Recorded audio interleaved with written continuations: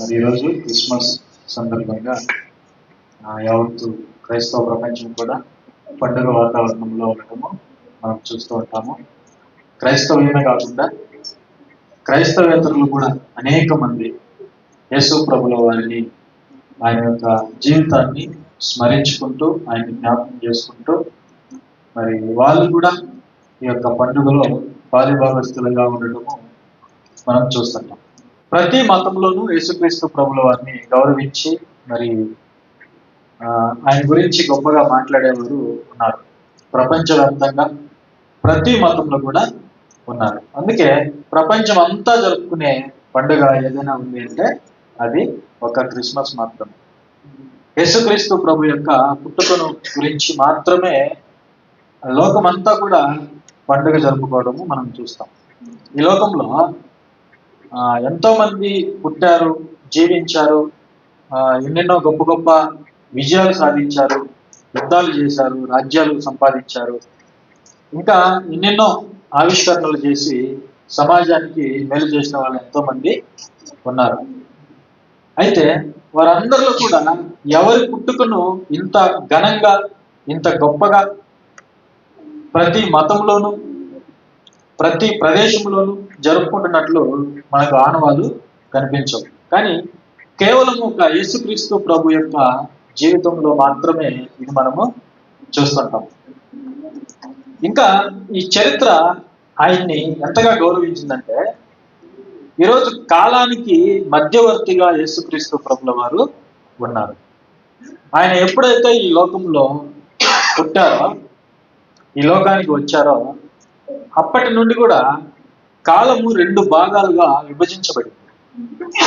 అప్పటి నుండి అందుకే మనం చదువుకున్నటువంటి పాఠ్య పుస్తకాల్లో, చరిత్ర పుస్తకాల్లో మనం ఎక్కువగా చూస్తే క్రీస్తుకు పూర్వము, క్రీస్తుకు శకము అని మనం చూస్తాం. క్రీస్తుకు పూర్వం అంటే యేసుక్రీస్తు ప్రభుల వారు ఈ లోకములో పుట్టక ముందటి కాలాన్ని క్రీస్తుకు పూర్వము అని మనం మాట్లాడుకుంటున్నాం.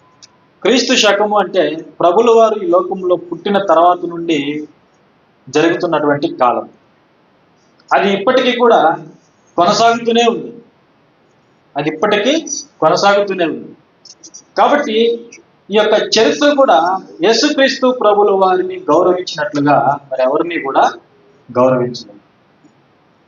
ఇంకా ఈ లోకంలో అత్యంత ప్రభావవంతమైనటువంటి వ్యక్తి, మనుషులను ప్రభావితం చేస్తున్నటువంటి వ్యక్తి ఎవరు అని అంటే మొట్టమొదటి స్థానంలో ఉన్నది యేసుక్రీస్తు ప్రభుల వారు మాత్రమే. ఆయన మాత్రమే మనుషులను ప్రభావితం చేస్తూ, మనుషులను మారుస్తూ, మనుషులను వెలిగిస్తున్నాడు, మనుషులను ఆయన ఉద్ధరించేవాడుగా ఉన్నాడు. కాబట్టి ఆయన పుట్టుకను గురించి పండుగ జరుపుకోవడము అనేది అది ఒక మంచి శుభ పరిణామం. ఎందుకంటే ఆయన పుట్టకపోతే మనకు రక్షణ లేదు. అవునా కదా? ఆయన పుట్టకపోతే మనకు రక్షణ లేదు. ఆయన పుట్టకపోతే మనకు పాప క్షమాపణ లేదు. ఆయన పుట్టకపోతే మనకు మరణం పైన విజయం లేదు. ఇవన్నీ కూడా మనుషులుగా మనకి అసాధ్యమైనవి. ఏంటివి? పాప క్షమాపణ కానీ, మరణంపై విజయం కానీ, లేకపోతే పునరుద్ధానం కానీ, నూతన జీవితం కానీ, ఆశీర్వాదం కానీ, ఇవన్నీ కూడా మానవ జాతికి అసాధ్యమైనవి. అందుకే ఒకానొక సమయంలో శిష్యులు యేసుక్రీస్తు ప్రభువును చూసి, అయితే ఎవరు రక్షణ పొందగలరు అని అనుమానంతో ప్రశ్నించారు.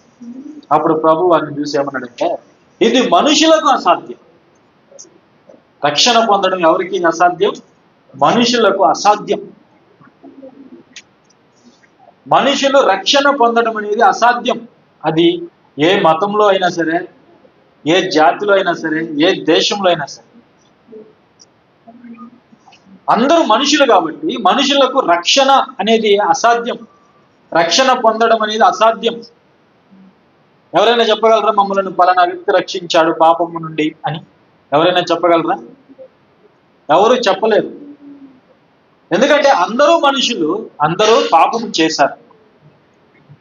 పాపం చేసినటువంటి మనిషికి రక్షణ అనేది సంపాదించుకోవడం అనేది అసాధ్యం.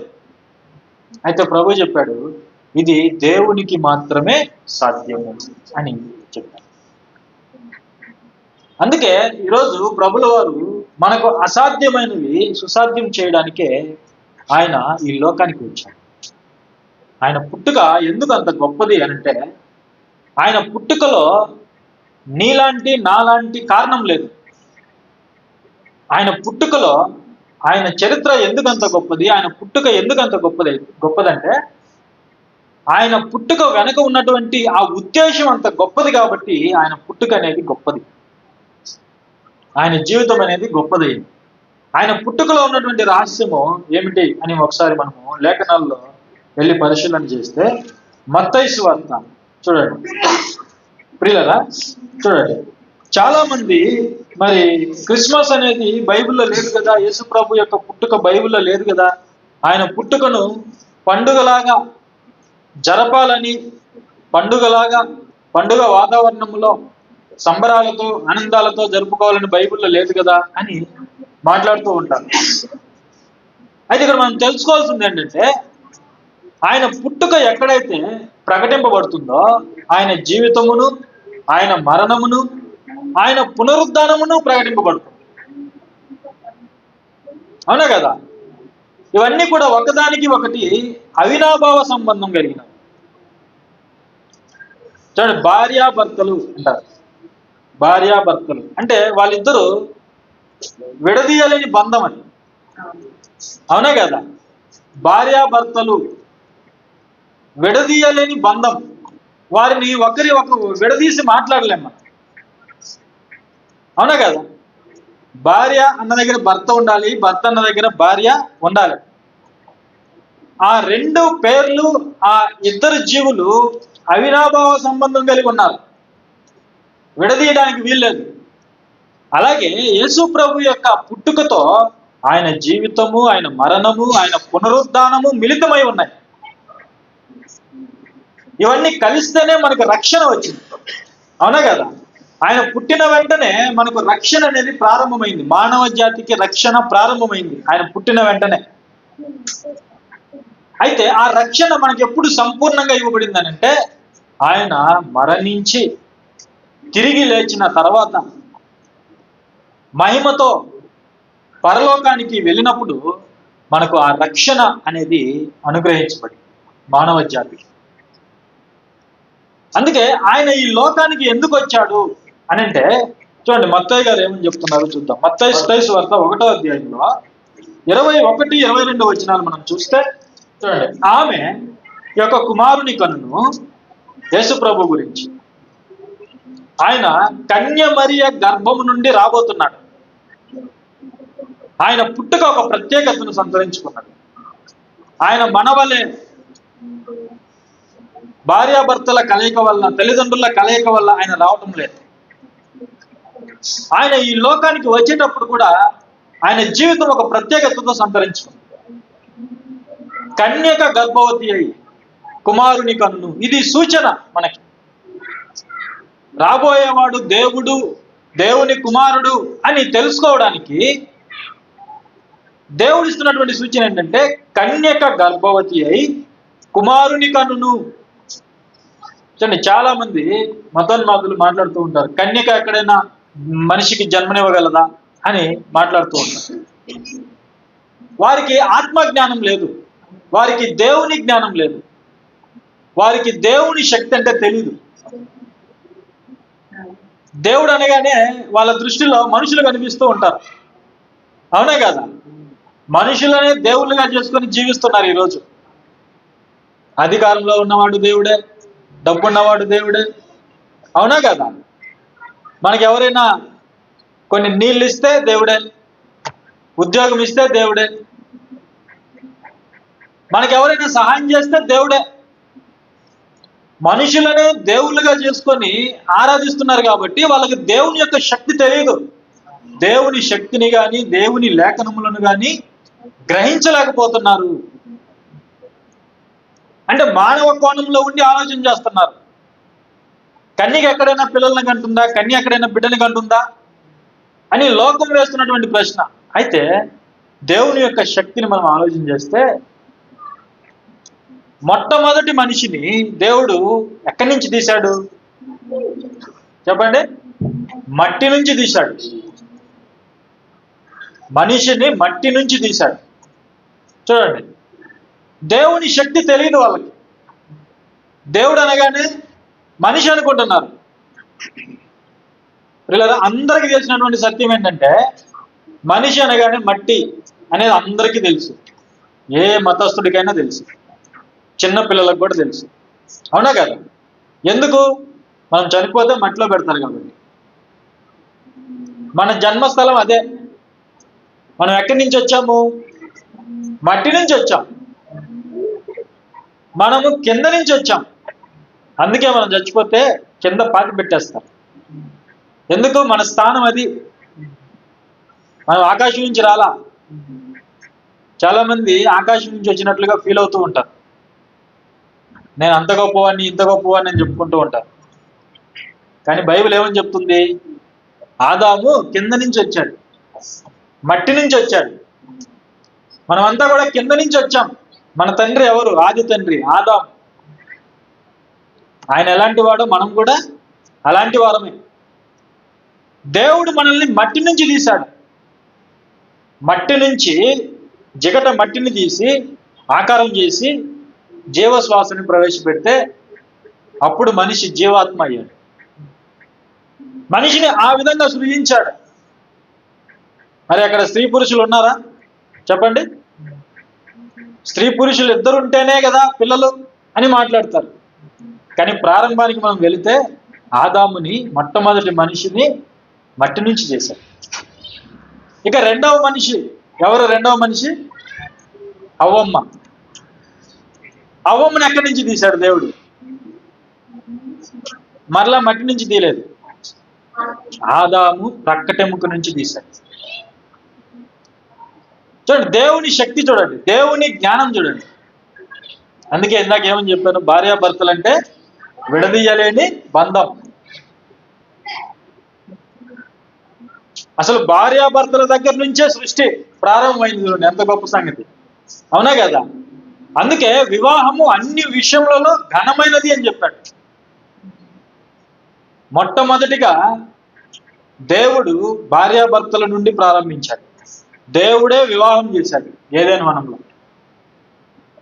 పురుషుని కొరకు స్త్రీని సపరేట్గా చేయలేదు.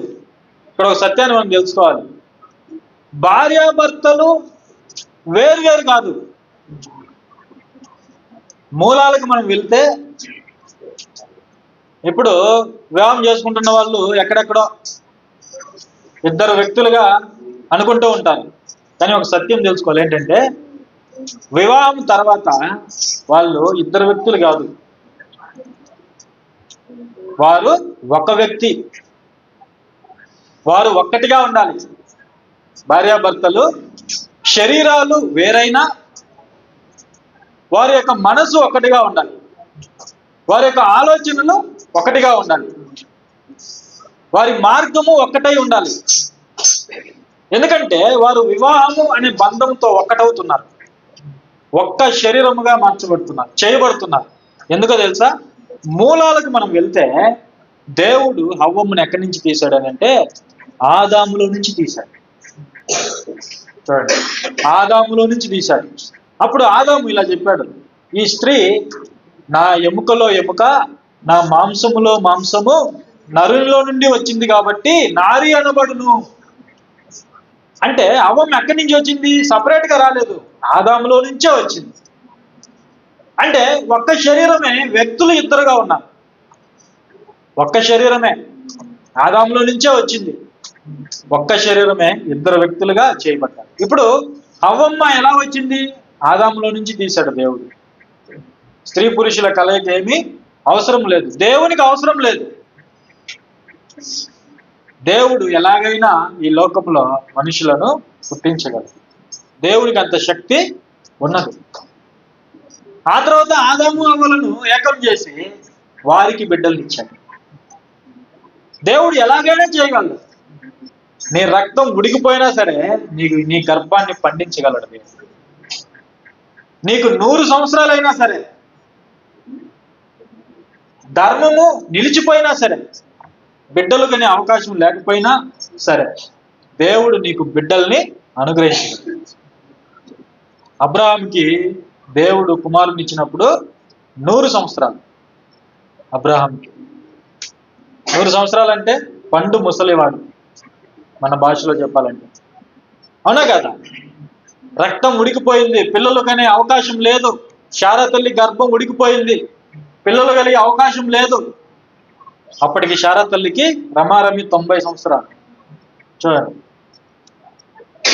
అంటే దేవుడు ఎలాగైనా సరే మనిషిని పుట్టించగలడు. ఆయనకు అసాధ్యమైనది ఏది కూడా లేదు. ఆయన శక్తి తెలియదు కాబట్టి కన్యక ఎక్కడైనా పిల్లల్ని కంటుందా అని మాట్లాడుతూ ఉంటాడు. కన్యక కనగలదు. మన దేవునికి అన్ని సాధ్యమే, ఆయనకి అసాధ్యమైనది ఏది కూడా లేదు. చరిత్ర మనకు తెలియజేస్తుంది, ఇప్పటికీ మన కళ్ళ ముందు జరుగుతూనే ఉన్నాయి. సరోగసి పద్ధతి ద్వారా ఒక కన్యక పిల్లలు కలిగేలా చేస్తుంది శాస్త్రం. సరోగసి పద్ధతి ద్వారా. అవునా కదా? మనిషే ఇంత చేయగలిగింది, దేవుడు చేయలేడా? సమస్తాన్ని కలిగించిన వాడు, సమస్త జ్ఞానానికి మూలం దేవుడు చేయలేడా? దేవునికి అసాధ్యమైనది ఏది కూడా లేదు. అందుకే లోక రక్షకుడైనటువంటి యేసు ప్రభు ఈ లోకానికి రావడానికి ముందు ఆయన్ని గుర్తించాలని దేవుడు ముందుగానే ప్రవక్తల నోట పలికించాడు. ఏమని? కన్యక గర్భవతి అయి కుమారుని కనును.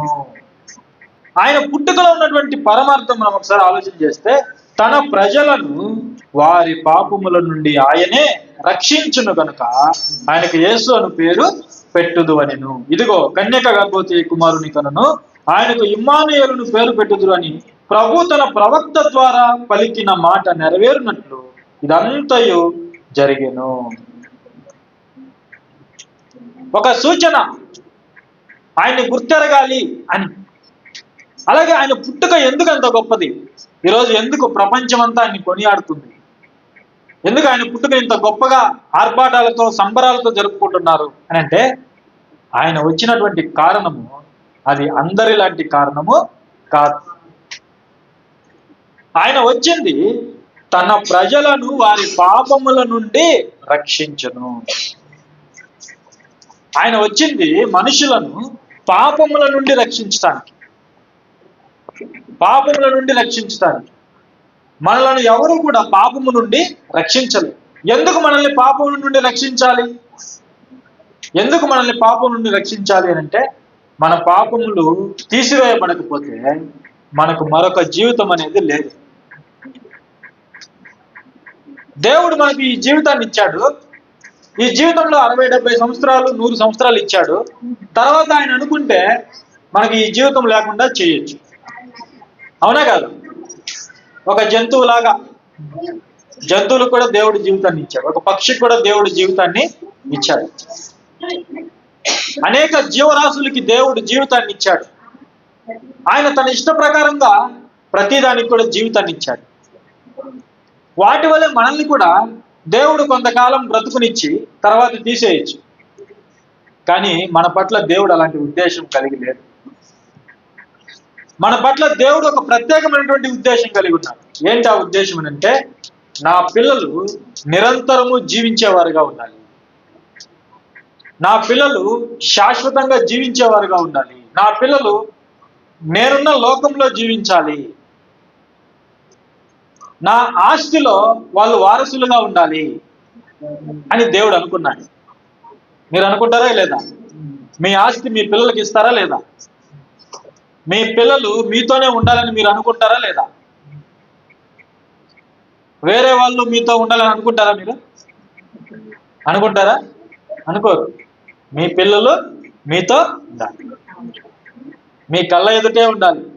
అందుకే వీడియో కాల్స్ చేస్తారు. అమెరికాలో ఉన్నా సరే వాళ్ళని వీడియో కాల్ చేసి చూసి మాట్లాడుతూ ఉంటారు. మీ కళ్ళ ముందే ఉండాలి. మీ పిల్లలు మీ కళ్ళ ముందే ఉండాలి. మీతో ఉంటే ఇంకా మంచిది. అవునా కదా? అందుకే వివాహాలు చేసేటప్పుడు కూడా ఆడపిల్లలకి దగ్గరగా ఉన్న వాళ్ళని ఇచ్చి చేస్తారు. అవునా కదా? పక్కనే ఉన్న వారిని ఇచ్చి చేస్తారు. లేకపోతే ఒకే ఊర్లో ఉన్న వారిని ఇచ్చి చేస్తారు చాలా మంది. ఎందుకు? కళ్ళ ముందే ఉంటారు, మనతోనే ఉంటారు, ఎప్పుడైనా వెళ్ళి చూసి రావడానికి అనుకూలంగా ఉంటుంది. అవునా? అనుకుంటారా లేదా? అనుకుంటున్నారు. అంటే మన పిల్లలు మన ఆస్తిని అనుభవించాలి,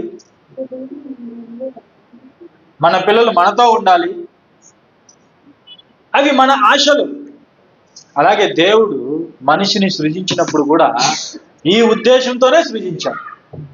గుర్తుపెట్టుకోండి, దేవుడు ఆదామును సృజించినప్పుడు, ఇప్పుడు మనల్ని సృజించినప్పుడు ఆయనకు ఒక ఉద్దేశం ఉంది. ఏంటంటే, నేను ఎంతమందిని అయితే కావాలని అనుకున్నానో వారందరూ కూడా నాతోనే ఉండాలి, నా ఆస్తిలో పాలిభాగస్తులుగా ఉండాలి, నా ఆస్తిని అనుభవించాలి. దేవుని ఆస్తి ఏంటి చెప్పండి? దేవుని ఆస్తి ఏంటి? దేవుడు ఏం కలిగి ఉన్నాడు అని అంటే, దేవుడు అమరుడై ఉన్నాడు. దేవుడు ఎవరై ఉన్నారు?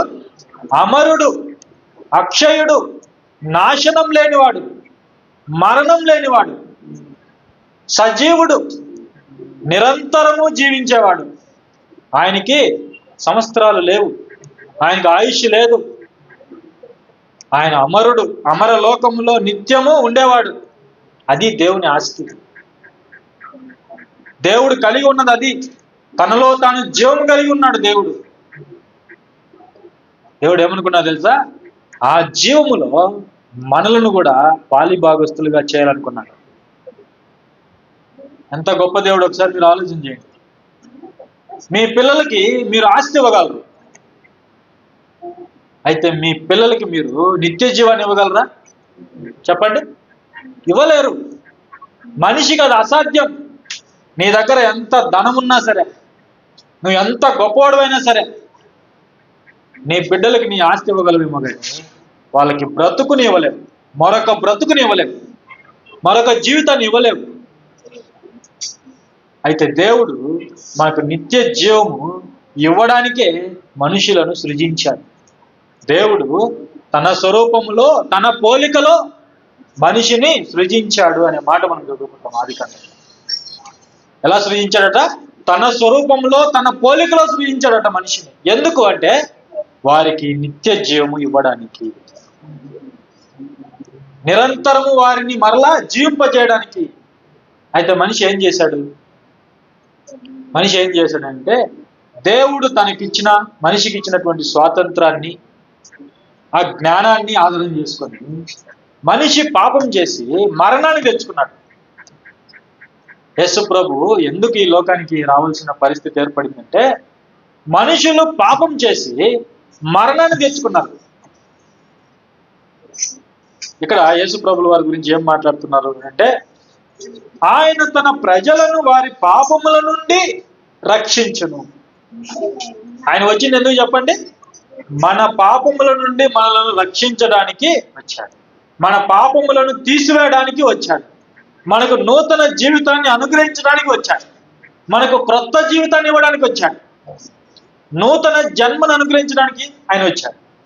తల్లి గర్భం నుంచి వచ్చినటువంటి జన్మ ఏదైతే ఉందో అది ఫెయిల్ అయింది. మన మొదటి జన్మ ఫెయిల్ అయింది, ఎందుకంటే పాపం చేయటం ద్వారా. అందుకే మనకి మరొక జన్మనివ్వడానికి, క్రొత్త జన్మనివ్వడానికి, పునర్జన్మనివ్వడానికి దేవుని కుమారుడు ఈ లోకంలో ప్రత్యక్షమైంది. లేక దేవుడు ఈ లోకానికి వచ్చాడు ఎందుకు? మనిషిని మరలా బ్రతికించి తన సన్నిధిలో నిలవబెట్టడానికి. అందుకే ఈరోజు మనం క్రిస్మస్ జరుపుకుంటున్నాం. అయితే ఇక్కడ అడిగే ప్రశ్న ఏంటంటే, ఆయన వచ్చింది పాపముల నిమిత్తం. మరి మనలో ఎంతమంది పాప విముక్తులం అయ్యాము అనేది మనల్ని మనం ప్రశ్న వేసుకోవాలి. అవునా కదా? క్రిస్మస్ జరుపుకున్న వాళ్ళందరూ పాప విమోచన పొందారా? పాప విముక్తులయ్యారా? ఎంతమంది జరుపుకుంటున్నారు? కోట్ల మంది పండుగ జరుపుకుంటున్నారు. అందరూ యేసు ప్రభు యొక్క నామాన్ని ఉచ్చరించడమే, అందరికీ యేసు ప్రభు ఇష్టమే. ప్రతి ఇంటిలో స్టార్ ఉంది, ప్రతి ఇంటిని కూడా డెకరేషన్ చేసుకున్నారు, ప్రతి చర్చిని కూడా చూడండి వార్తల్లో చూపిస్తున్నారు. చర్చిలు ఎంత అందంగా అలంకరించారో. ఎంత అందంగా, ఎంత గొప్పగా లైటింగ్ అంతా వేసి అలంకరించారు. అయితే ఇక్కడ అడిగే ప్రశ్న ఏంటంటే, ఎంతమంది అయితే క్రిస్మస్ జరుపుకుంటున్నారో వారందరూ కూడా ఆయన పుట్టుకను గ్రహించి వారి యొక్క పాపములకు విమోచన పొందారా?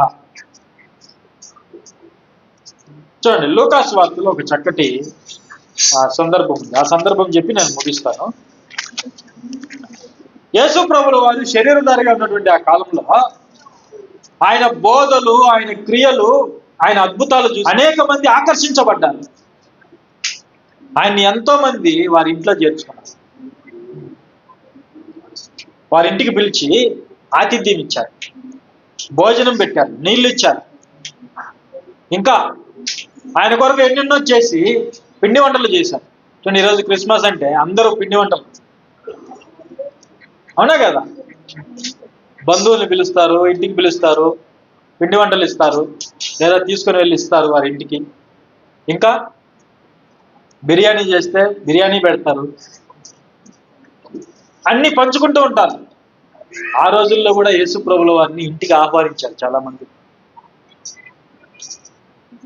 అలా ఆహ్వానించినప్పుడు జరిగినటువంటి సందర్భం చూడండి, లూకాసు వార్త 7వ అధ్యాయము. ఎందుకంటే మనం సత్యాన్ని తెలుసుకోవాలి, ఆయన ఎందుకు వచ్చాడో మనం తెలుసుకోవాలి. ఊరికి పండుగ చేసుకుంటే సరిపోతుందా చెప్పండి? ఊరికి పండుగ చేసుకుంటే సరిపోతుందా? పండగ చేసుకొని కొత్త బట్టలు వేసుకొని చర్చికి వచ్చి ప్రభు పేరిట ఆరాధన చేసి చక్కగా తినేసి వెళ్ళిపోతే ప్రయోజనం ఉందా చెప్పండి? ఆయన ఎందుకు పుట్టాడో అది మనం తెలుసుకోకపోతే ఏం ప్రయోజనం? ఇప్పుడు మీ ఇంటికి ఒక గెస్ట్ వచ్చాడండి, పిలిచారు. ఆయన ఎందుకు వచ్చాడో దానికి తగినట్లుగా మీరు ఉండకపోతే ఆ గెస్ట్ ఏమవుతాడు చెప్పండి? ఫీల్ అవుతాడు, బాధపడతాడు, అవునా కదా? ఆయన ఎందుకు వచ్చాడు, ఏ పని మీద వచ్చాడో దాన్ని తెలుసుకొని తగిన పరిచర్యలు మీరు చేయాలి. దానికి తగ్గట్టుగా అతన్ని మీరు గౌరవించాలి. లేకపోతే ఆయన హర్ట్ అవుతాడు, హర్టే వెళ్ళిపోతాడు, అవునా కదా? అలాగే ప్రభు ఎందుకు వచ్చాడో తెలుసుకొని ఆయన్ని స్వీకరించి ఆయనకి తగినట్లుగా మనం బ్రతికితే అప్పుడు ప్రభు సంతోషిస్తాడు. నువ్వు సంతోషించిన దానికి ఒక సార్థకత అనేది చేకూరుతుంది, లేకపోతే ప్రయోజనము ఉండదు. ఇక్కడ చూడండి ఏం జరుగుతుందో. 7వ అధ్యాయము లూకాసు వార్త 36వ వచనం నుండి, పరిసయ్యులలో ఒకడు తనతో కూడా భోజనం చేయవలనని ఆయనను అడిగాను. ఆయన పరిసయ్యుని ఇంటికి వెళ్ళి భోజన పంక్తిని కూర్చున్నాడు. ఒక పరిసయ్యుడు యేసు ప్రభుల వారిని తన ఇంటికి పిలిచాడు భోజనానికి, అతిథిగా. ప్రభు వెళ్ళాడు, కూర్చున్నాడు. చూడండి, ప్రభు వచ్చాడు ఈ లోకానికి, తర్వాత ఎంతో మంది ఇంటికి కూడా వెళ్ళాడు. ఈరోజు అందరి ఇళ్లలో ప్రభు ఉండాలి అని కోరుకుంటారు. క్రిస్మస్ దినాల్లో ప్రభు మా ఇంట్లో ఉన్నాడని అనుకుంటారు. అయితే ఇక్కడ జరుగుతున్నది ఏంటో చూడండి. ఆ ఊరిలో ఉన్న పాపాత్మురాలైన ఒక స్త్రీ యేసు పరిసయ్యుని ఇంట భోజనమునకు కూర్చున్నాడని తెలుసుకొని ఈ యొక్క బుడ్డెలో అత్తరు తీసుకొని వచ్చి, యేసు ప్రభు పరిసయ్యుని ఇంట్లో ఉన్నాడు. ఆ వార్త ఆ ఊరిలో ఉన్నటువంటి ఒక పాపాత్మురాలైనటువంటి స్త్రీకి తెలిసింది. ఎవరికి తెలిసింది?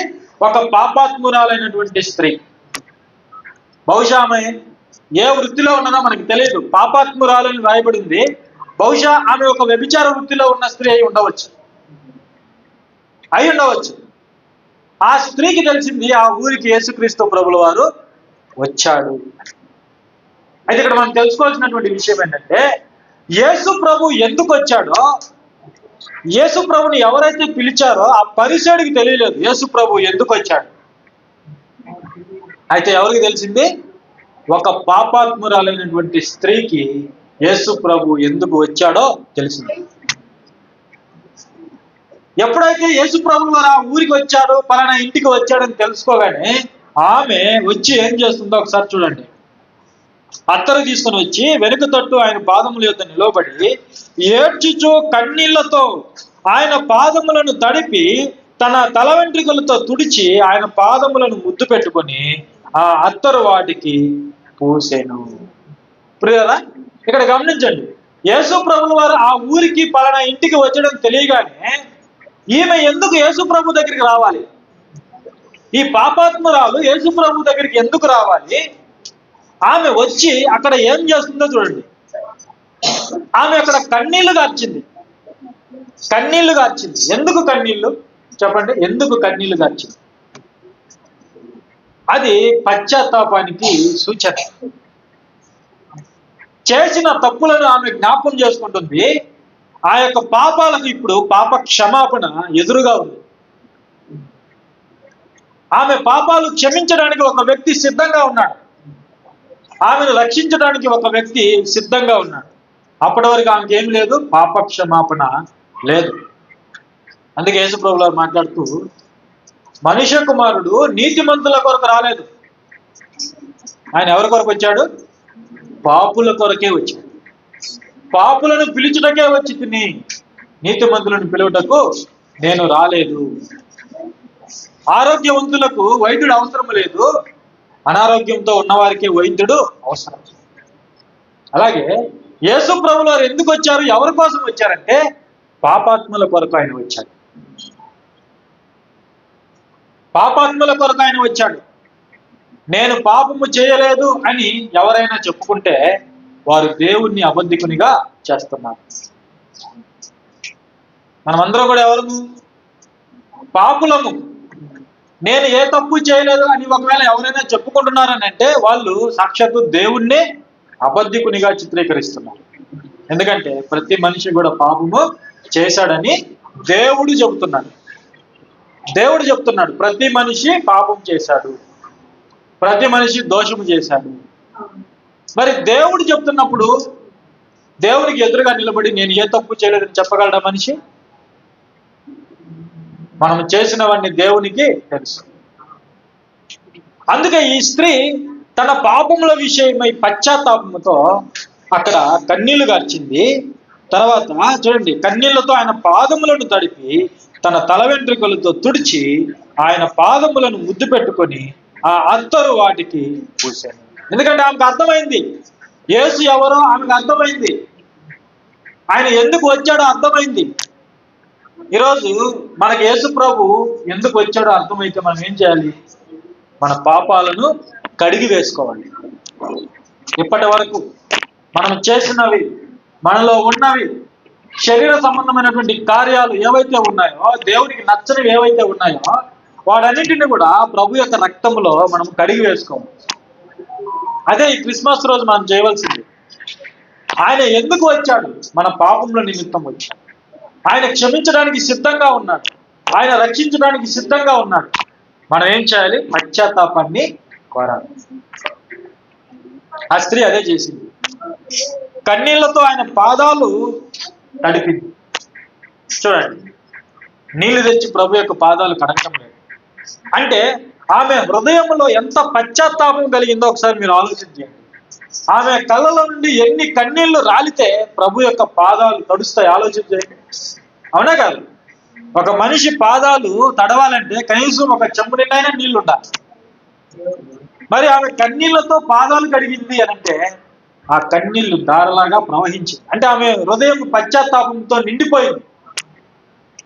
ఎందుకంటే అంతవరకు పాపాలు చేసి చేసి పాప క్షమాపణ అనేది లేక, పాపం నుండి రక్షించే వాళ్ళు లేక, ఆ పాపములోనే కృంగిపోయినటువంటి జీవితం ఆమెకి. అవునా కదా? ఆలోచించండి. ఇప్పుడు ఆ భారం అంతా కూడా తొలగించుకునే పరిస్థితి ఏర్పడినప్పుడు ఆ స్త్రీ ఆ విధంగా ప్రభువుని పశ్చాత్తాపముతో ఇక్కడ స్పందిస్తుంది. అప్పుడు ప్రభులు వారు ఏమంటున్నారో చూడండి. ఆ 39వ వచనంలో, ఆయనను పిలిచిన పరిసయ్యుడు అది చూచి, ఈయన ప్రవక్త అయిన యెడల తన్ను ముట్టుకొనిన ఈ స్త్రీ ఎవతియో ఎటువంటిదో ఎరిగి ఉండును, ఇది పాపాత్మురాలు అని తనలో తాను అనుకొనేను. అతను ఏమనుకున్నాడంటే యేసు ప్రభుని, ఇతను ప్రవక్త అయితే ఆ స్త్రీ ఎలాంటిదో తెలీదా?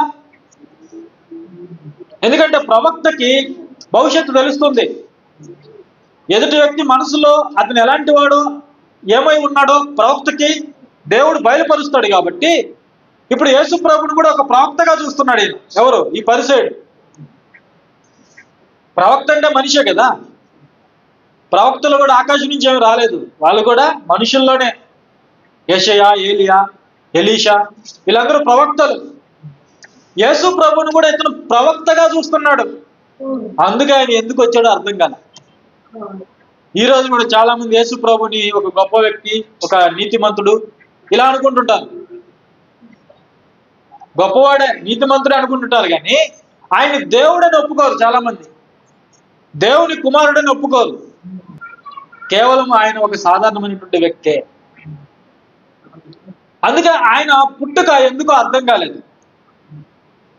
ఇతను ప్రవక్త అయితే అంటున్నా, అయితే ఆమె ప్రవక్తని అనుకోవటంలా ఈయన దేవుని కుమారుడని నమ్మింది. ఆ పాపాత్మరాలు ఎందుకు ఆయన పాదాల మీద పడిందో తెలుసా? కన్నీళ్ళు ఎందుకు కార్చిందో తెలుసా? ఈ పరిచయంలాగా ప్రవక్తని అనుకోలేదు ఆమె. ఆయన దేవుడు, దేవుని కుమారుడు అని అనుకున్నది ఆమె. దేవుడు మాత్రమే నా పాపాలు క్షమించగలడు. మన పాపాలు ఎవరు క్షమించగలరు చెప్పండి? మరొక మనిషి క్షమించగలడా? ప్రవక్త క్షమించగలడా? నీతిమంతుడు క్షమించగలడా? నో, ఎవరు క్షమించలేరు మన పాపాలు. దేవుడు మాత్రమే క్షమించగలడు మన పాపాలు.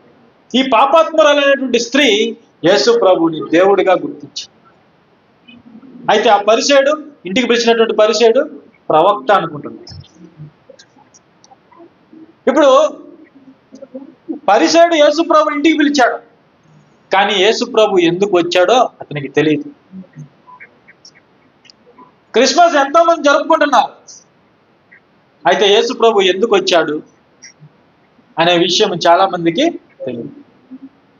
ఈ పాపాత్మురాల్లాగా యేసు నా పాపాల కొరకు వచ్చాడు, నా పాపాలను ఒప్పుకోవాలి అనే స్పృహ ఎంతమందికి ఉంది? ఆలోచన చేయండి.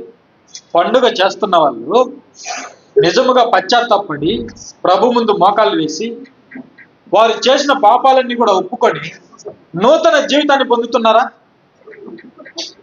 దేవుడు అదే కోరుకుంటున్నాడు. దేవుడు తన కుమారుని ఎందుకు ఈ లోకానికి పంపించాడు? మనకు ఒక నూతన జీవితాన్ని ఇవ్వాలని, మన పాపాలన్నింటిని తీసివేసి మనకు క్రొత్త జీవితాన్ని ఇవ్వాలని దేవుడు తన కుమారుని ఈ లోకానికి పంపించాడు.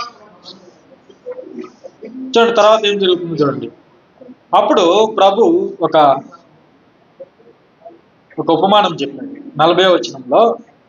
అందుకు యేసు, సీమోను, నీతో ఒక మాట చెప్పవలనని ఉన్నాను అతనితో అనగా, అతడు, బోధకుడా చెప్పుమని. అప్పుడు యేసు, అప్పు ఇచ్చి ఒకనికి 2 రుణస్థులుండిరి. వారిలో ఒకడు 500 దీనారములను మరి ఒకడు 50 దీనారములను అచ్చి ఉండిరి. ఆ అప్పు తీర్చుటకు వారి యొద్ద ఏమీ లేకపోయిన కనుక అతడు వారిద్దరిని క్షమించను. కాబట్టి వీరిలో ఎవడు అతను ఎక్కువగా ప్రేమించినో చెప్పుమని అడిగాను. అందుకు సీమోను, అతడు ఎవనికి ఎక్కువ క్షమించనో వాడే అని నాకు తోచుచున్నది అని చెప్పగా, ఆయన, నీవు సరిగా యోచించితివి అని అతనితో చెప్పి ఆ స్త్రీ వైపు తిరిగి సీమోనుతో ఇట్లా, నేను ఈ స్త్రీని చుచ్చుచున్నావే, నేను నీ ఇంటిలోనికి రాగా నీవు నా పాదములకు నీళ్లు ఇయ్యలేదు, కానీ ఈమె తన కన్నీళ్లతో తన పాదములను తడిపి తన తల వెంట్రుకలతో తుడిచెను. చూడండి, అతను ఇంటికి పిలిచాడే కానీ కనీసం ఏమి ఇవ్వలేదట? నీళ్లు కూడా ఇవ్వలేదు. అంటే యేసు ప్రభుని దేవుడిగాను దేవుని కుమారుడిగాను అంగీకరించలేదు అతను. ఇప్పుడు ఒక పెద్ద వ్యక్తి, లోకంలో ఒక అధికారి ఇంట్లోనికి వస్తే నీళ్ళు ఇస్తాం, గౌరవిస్తాం, అవునా కదా? మరి యేసు ప్రభుల వారిని ఇంటికి పిలిచి అతను నీళ్లు కూడా ఇవ్వలేదని యేసు ప్రభుల వారు ఇక్కడ చెప్తున్నారు. ఎందుకంటే యేసు ప్రభుల వారిని ఒక ప్రవక్త అనుకున్నాడు, ఒక మనిషి అనుకున్నాడు. అయితే యేసు ప్రభుల వారిని ఆ స్త్రీ అలా అనుకోలేదు. ఆమె ఏం చేసిందట చూడండి. ఈ స్త్రీని చూచుచున్నావే, నేను నీ ఇంటిలోనికి రాగా నీవు నా పాదములకు నీళ్ళు ఇయ్యలేదు, కానీ ఈమె తన కన్నీళ్లతో నా పాదములను తడిపి తన తల వెంట్రుకలతో తుడిచాను. నీవు నన్ను ముద్దు పెట్టుకొనలేదు, కానీ నేను లోపలికి వచ్చినప్పటి నుండి ఈమె నా పాదములు ముద్దు పెట్టుకున్నట మనలేదు. నీవు నూనెతో నా తల అంటలేదు, కానీ ఈమె నా పాదములకు అత్తరు పూసెను. ఆమె విస్తారముగా ప్రేమించెను గనుక ఆమె యొక్క విస్తార పాపములు క్షమించబడినని నీతో చెప్పుచున్నాను. ఎవనికి కొంచెముగా క్షమింపబడినో వాడు కొంచెముగా ప్రేమించును అని చెప్పి నీ పాపములు క్షమించబడి ఉన్నవని ఆమెతో అనేను. చూడండి, ఆమె ప్రభు ఎందుకు వచ్చాడో తెలుసుకున్నది, నా రక్షకుడని తెలుసుకున్నది, నా దేవుడని తెలుసుకున్నది, తన దేవుణ్ణి ఎక్కువగా ప్రేమించింది. ఆమె ఎక్కువగా క్షమించబడింది. ప్రభు చివరికి ఆమె పాపాలను క్షమించాడు. ఎందుకంటే ప్రభు ఎందుకు వచ్చాడో దానికి తగినట్లుగా ఆమె ప్రవర్తించింది, తగినట్లుగా ఆమె స్పందించింది. ఆమె దేవుణ్ణి ఎక్కువగా ప్రేమించింది. అందుకే ఆమె హృదయంలో నుండి పశ్చాత్తాపము కన్నీళ్ల రూపంలో ధారగా ప్రవహించింది. ఆమె దేవుణ్ణి ఎక్కువగా వేడుకున్నది, ఎక్కువగా పశ్చాత్తాపడింది, దేవుణ్ణి ఎక్కువగా ప్రేమించింది. కాబట్టి ప్రభు ఆమెను క్షమించాడు.